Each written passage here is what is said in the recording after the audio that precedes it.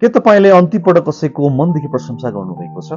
आज हामी एकदमै सानो तर जीवन परिवर्तन गर्न सक्ने विषयमा कुरा गर्नेछौँ। यो प्रशंसा।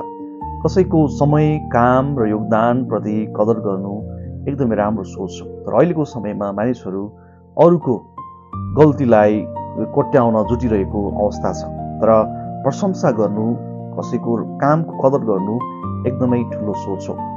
प्रशंसा गर्न पैसा लाग्दैन, तर प्रशंसा गर्नु भनेको एउटा एकदम मूल्यवान चिज हो जसले जीवन परिवर्तन गर्न सक्छ। तपाईँले कसैलाई भन्नुहुन्छ तपाईँले राम्रो काम गर्दै हुनुहुन्छ भन्ने एउटा शब्दले कसैको जीवन र सोच र वातावरण परिवर्तन गर्न सक्छ।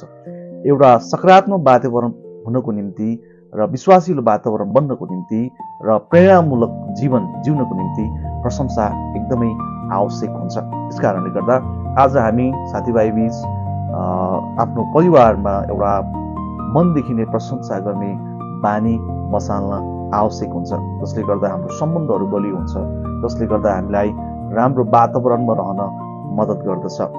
ठुलो सहयोग र महँगो उपहार खाँचो अहिलेको समयमा छैन, तर एउटा सानो सहयोग जुन चाहिँ प्रशंसा हो, जुन सानो शब्दले मानिसको जीवनमा अगाडि बढ्न र सफल हुन एकदम सहयोगको भूमिका निर्वाह गर्दछ। त्यसकारणले गर्दा प्रशंसा गर्न नछोडौँ र उत्साहित जीवन जिउन नछोडौँ।